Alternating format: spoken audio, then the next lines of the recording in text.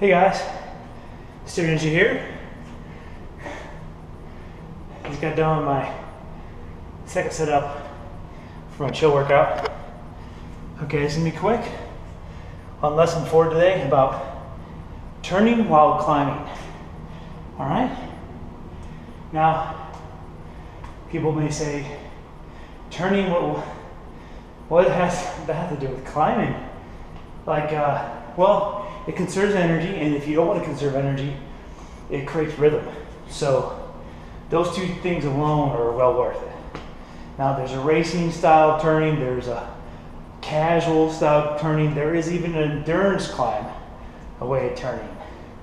So let me show you just a handful of ways you can practice turning on the stairwells. Now, this is mostly for indoor stairwells, commercial, wide or narrow.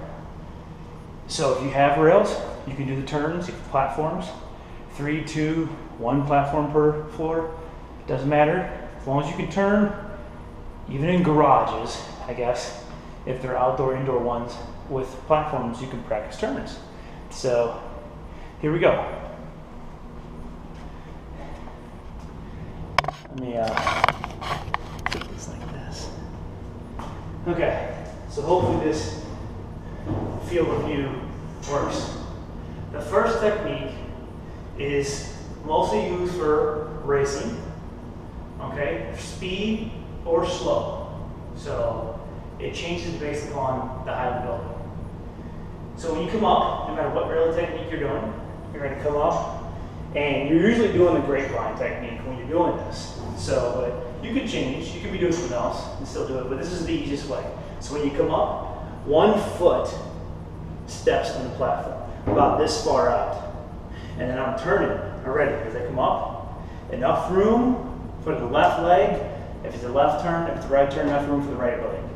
So you step and you're pivoting. So this actually needs to be a little farther out, my bad.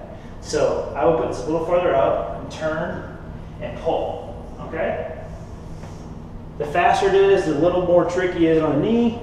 So be careful when you try it out the first time. Go slow and practice it, and you'll get better. Second technique,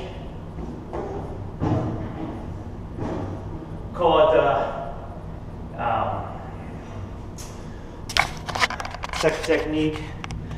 We'll call it the slow chug 2-step technique. So you come up, you're using your rails on both sides. You don't push too much on this side. You turn. You don't really pull, but you put your arm here to grab for balance and rhythm. You 2-step, that's 1, and then there's 2.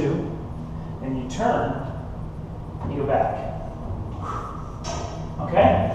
Now that's probably a slow climb. I'm climbing for an hour or 2 to get that burn on, okay? Now the technique I use when I turn, I've really worked on in the last few years, is the push-pull technique, which you can split into 2 more techniques. So it's actually 3 combined. So if everybody can see, hopefully, let me change this. All right, here we go. Okay, hopefully everybody can see it. All right, so in this case, I'm gonna come up. I'm going pretty quick, or you can go slow, but this creates momentum, so you have to watch it. I'm going to step with 1 foot farther out, all right? And I'm going to have my arm bent, but before I pull, I push, create momentum, and I'm stepping, I swing myself up. So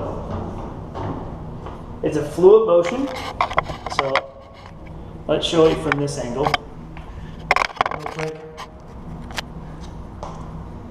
So I'm coming up, step out, right? Usually I end up probably right here, don't I? So depending on what foot you step on, you have to practice it. So I'm stepping up, I'm pushing and turning at the same time. So now when you take those techniques apart, okay, you're going to get this the push technique or the pull technique. So the pull technique, just like you barely don't push, you just kind of like lift up a little bit and you just swing yourself up, right?